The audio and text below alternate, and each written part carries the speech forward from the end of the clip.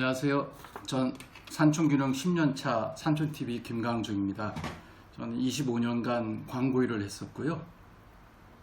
그러다가 2010년에 이제 산촌균형에서 지금 열심히 일하면서 살고 있습니다.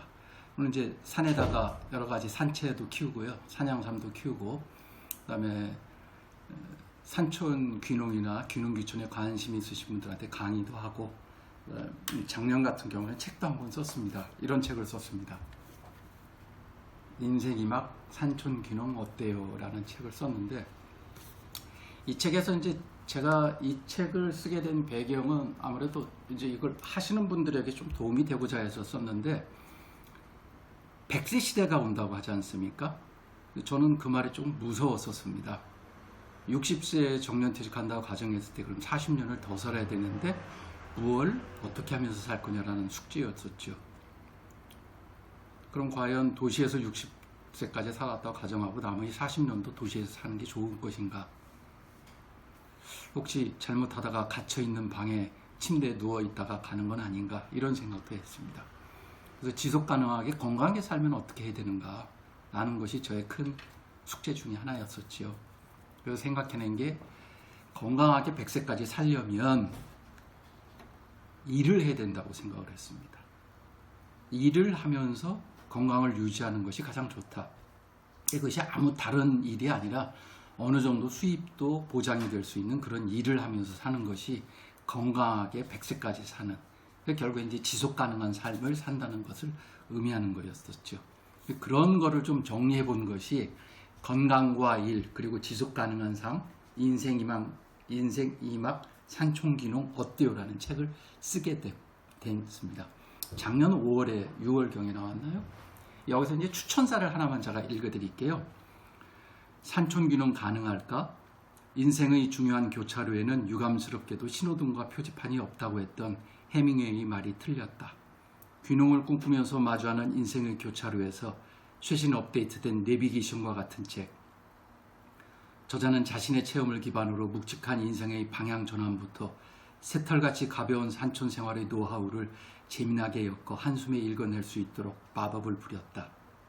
신중년이라면 남은 인생을 어찌 살지 꼭 산촌균형이 아니라도 읽어보길 추천한다. 농림수산식품교육문화정보원 귀농귀촌종합센터장 김규영, 이분이 이런 추천사를 써주셨습니다.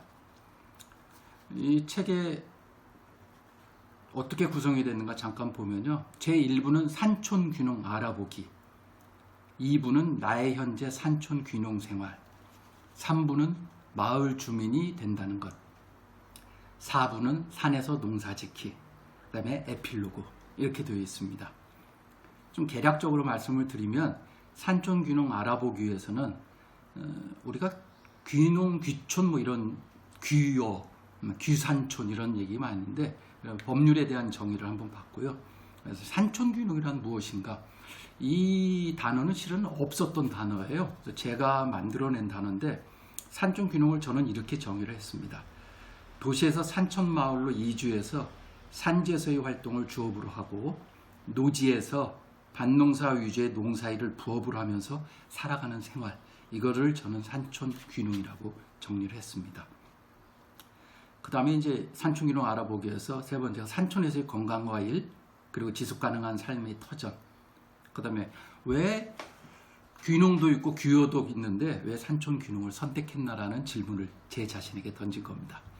제 2부에서 나의 현재 산촌균형 생활에서는 첫 번째가 인제 소치마을 정착기 약사가 있고요.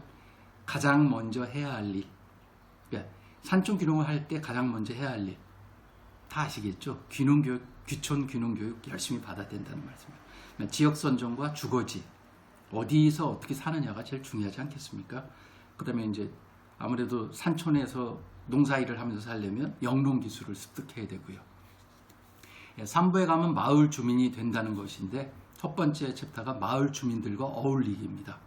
가장 어려운 일이라고들 많은 사람들이 생각을 하고, 심지어는 왜 시골은 산촌이나 농촌이나 어촌은 텃세가 심하냐 이런 얘기들도 하죠.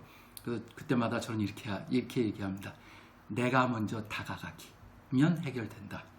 그 다음에 두 번째, 건강관리는 어떻게 할 건가? 산촌균흥에 필요한 소요자금은 얼마일까?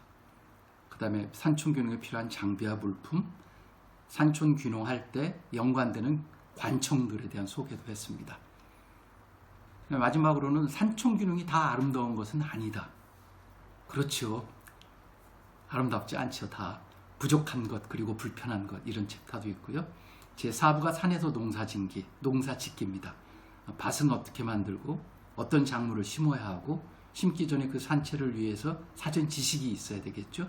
그리고 실제로 어떻게 키우고 있나. 저는 산곰치, 산마늘, 산양삼에 대해서 얘기하고 있습니다. 마지막으로 어떻게 팔아서 수익을 창출할까. 이렇게 구성이 되어 있습니다.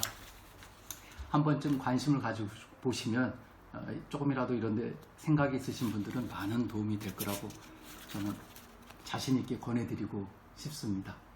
마지막으로 이 책을 쓴다고 했더니 저한테 이제 그 강의를 들었던 학생이었는데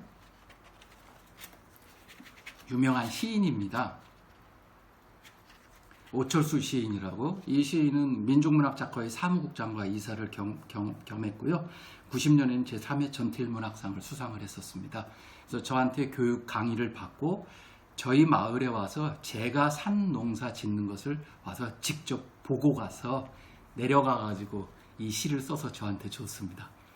그래서 이걸 이제 헌정시로 올렸는데요. 한번 읽어볼게요. 한번 들어보시죠. 헌정시 오철수. 진짜를 더 사랑하면 될 일이다. 더덕밭에 가면 더덕과 비슷하고 산밭에 가면 삼과 비슷한 풀이 있다. 진짜 곁에는 가짜가 꼭 있다며 김강중 씨가 곰치밭에서 풀잎 하나를 꺾어 들고 이게 뭐예요 물었다. 방금 전에 배운 곰치랑 비슷하였으나 독성식물인 동이나물이라며 짝퉁이 더 생명력이 강하다고 한다. 순간 사치스러운 내 생각이 진짜와 가짜의 사회적 유비관계로만 막 넘어가려고 할 때 골통 한 방 후려치는 장면이 떠올랐으니 6년 전 산촌 귀농한 김강중 씨 산비탈 깎아 곰치 심어놓고 하루에 한 번씩 산에 올라 풀도 뽑아주고 퇴비도 주고 어떻게 하면 더 잘 자라게 할까 고민하며 곰치 들여다보았을 그 거룩함. 맞다. 가짜를 미워하기보다 진짜를 더 사랑하면 될 일이다. 진짜를 사랑할 줄 아는 사람에게 가짜가 무슨 대수겠는가. 이런 멋진 시를 저한테 전해주셨습니다. 다음에 기회를 만들어서 4부로 되어 있는데 각각을 한 4번에 걸쳐서 여러분에게 좀 더 자세히 설명드리도록 하겠습니다. 산촌균흥 자연인의 생각입니다. 고맙습니다.